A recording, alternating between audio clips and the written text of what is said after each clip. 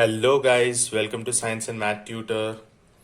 Today we are discussing force and motion, IGCSE Physics 0625. Today it's third part of the force and motion. So today we are going to discuss free fall. Okay, so what is a free fall? Like the word itself indicates something is falling freely is free fall. But here there's slight scientific terms we are going to use. Free fall is any motion of a body where gravity is the only force acting upon it. It's like when I will drop a piece of this cube or cuboid from certain height, okay? And there will be only one force acting upon it, okay? There would be only gravity which is pulling it, okay? Gravitational pull would be the only force working on it. That means there should not be any air resistance or any kind of external forces working on it. So it's going to be only gravitational pull which is working. So then an object will be falling freely. Otherwise, you just take a simple example. If you drop a stone, okay, as well as a light feather, okay, a light feather, normally, okay, from over here at your place, from a certain height, from the terrace of your building, what do you observe? That the stone will touch the ground at a faster rate, or it touches the ground before feather touches. So what's the reason?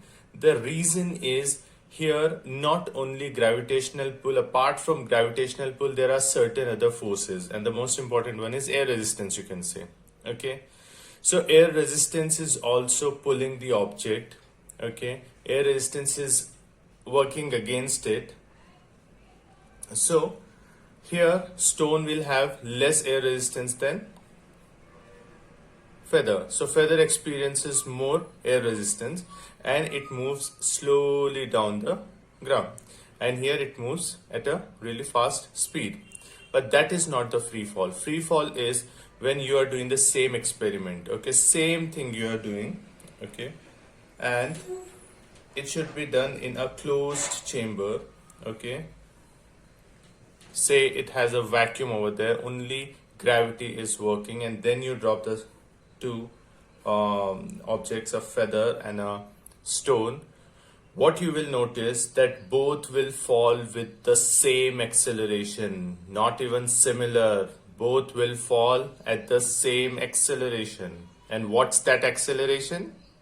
It is 9.8 meter per second square. This is the acceleration at which both the objects will fall, because that is the pull of gravity. Okay, that will not change because there is no air resistance and any other external force acting on it.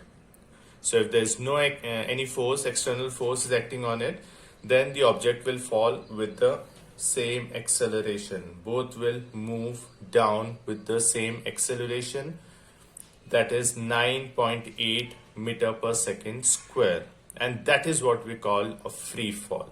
Okay, someone's falling from a certain height and there's no external force acting on it except gravitational pull.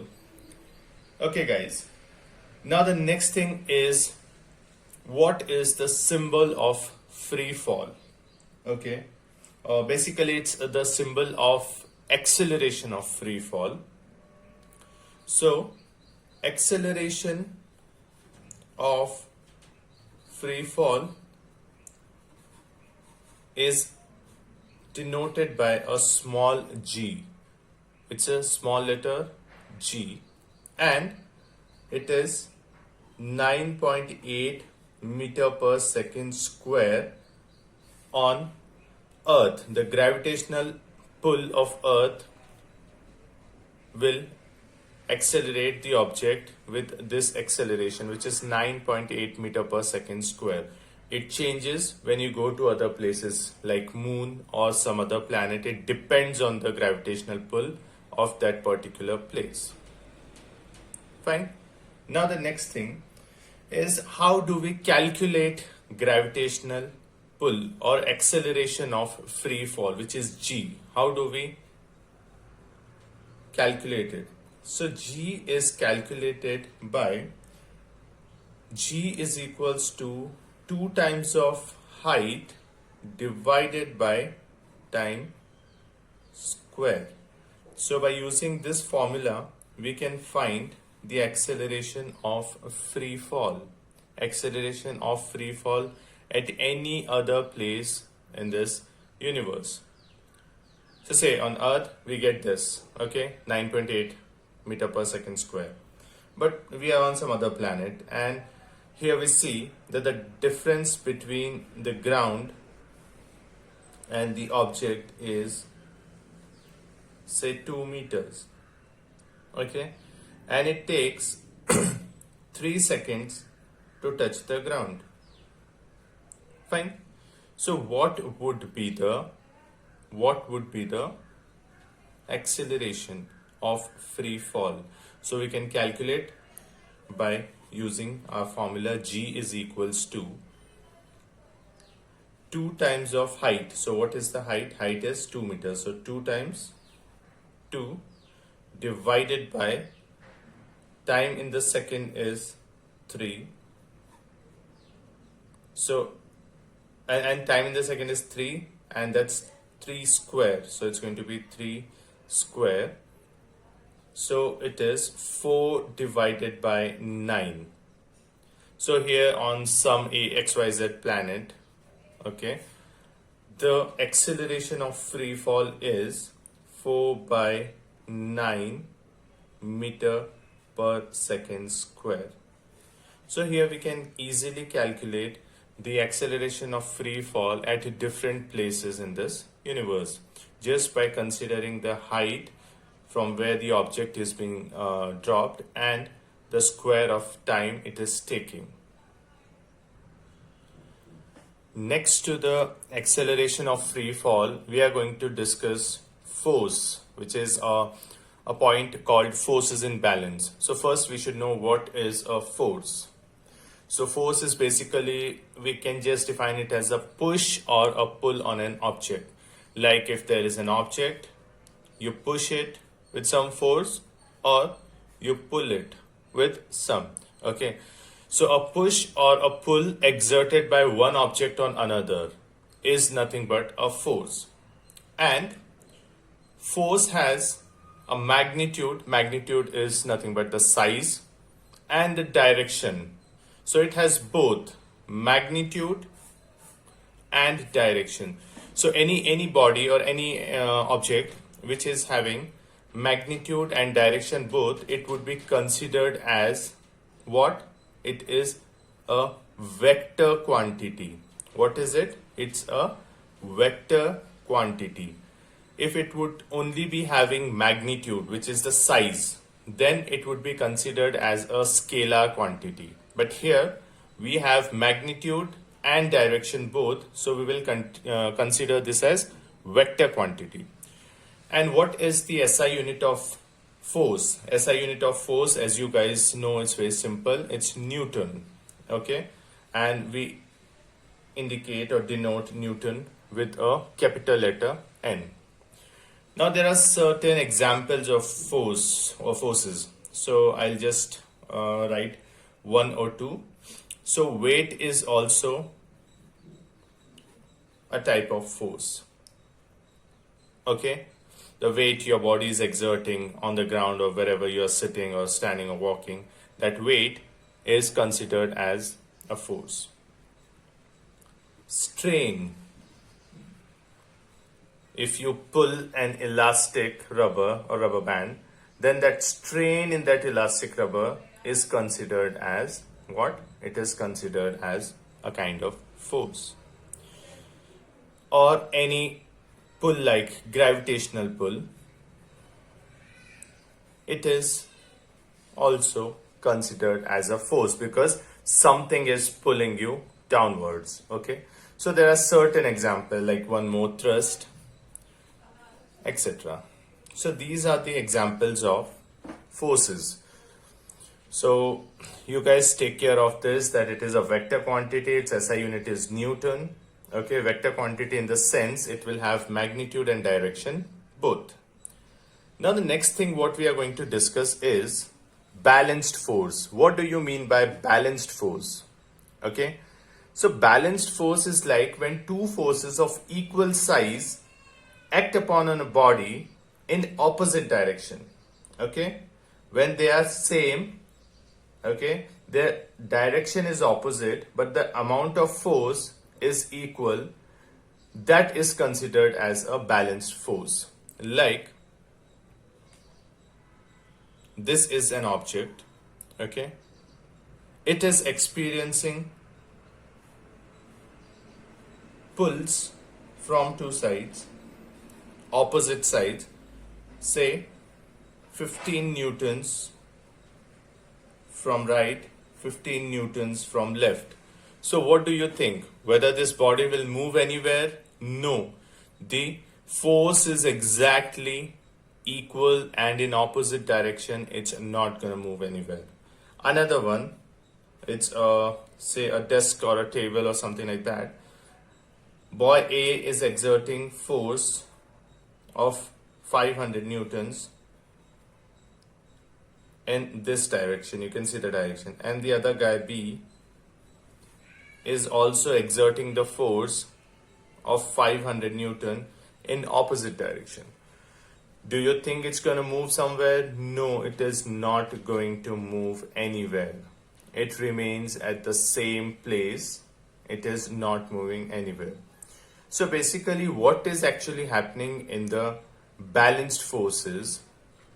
In the balanced forces, an object is either at rest or moving at a steady velocity.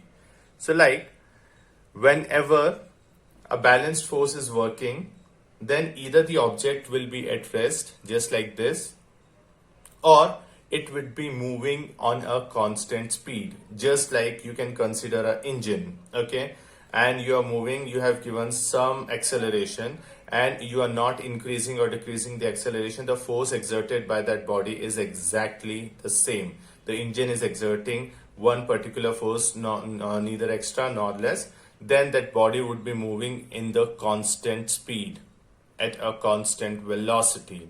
So that is considered as when the forces are balanced.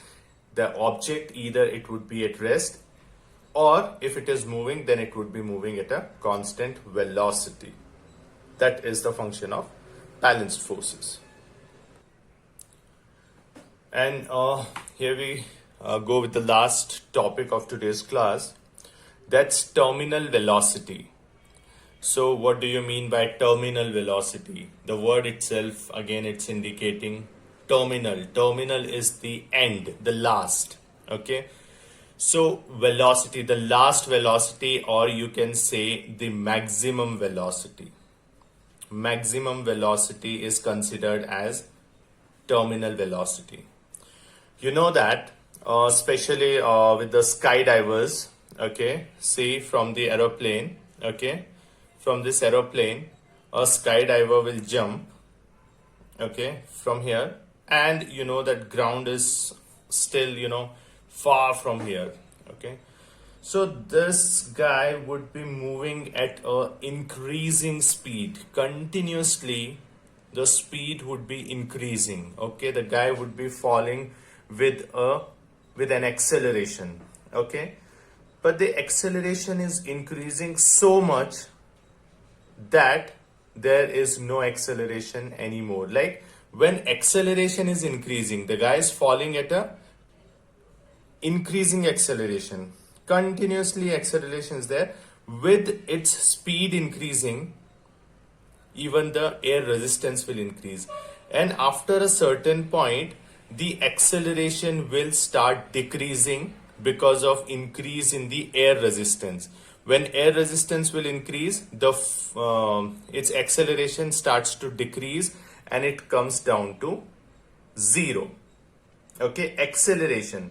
The body is still falling from the height at a constant speed, but it would have no acceleration. Say a simple example, maybe in the beginning the body is moving at a speed of 20 meters per second. Then after it goes like 40 meters per second. Then 70 meters per second. Okay, and then you see 110 meters per second, and again it comes down to say 140 meters per second, then 160 meters per second, and say after that it keeps on moving at 160 meters per second. So what is actually happening over here? You see, as soon as the guy jumps, okay, I'll consider 0 meter per second. So in the beginning, the speed is like 20 meters per second. Okay, here the difference is again 20 meters per second. Then here you can see the difference is 30 meters per second. And here the difference is 70 to 110, 40 meters per second.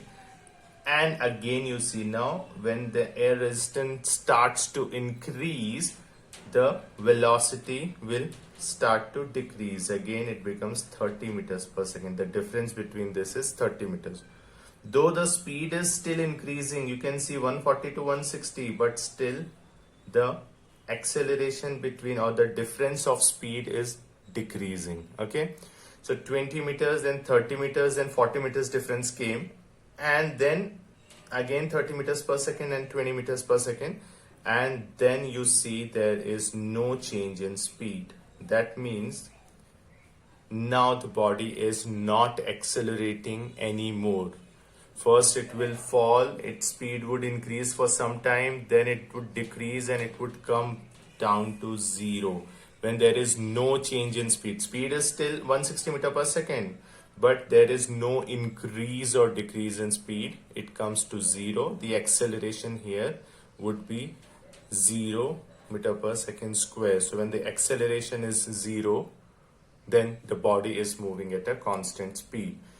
So we will consider terminal velocity is the maximum velocity attainable by an object as it falls through air from a specific height. Remember this, okay? And once the object attains terminal velocity, then acceleration becomes 0. Remember this, and I hope you would understand it.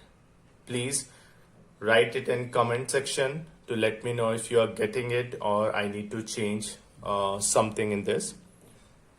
Like my video, share it with your friends, and subscribe my channel. Thank you so much, guys. That's all for today.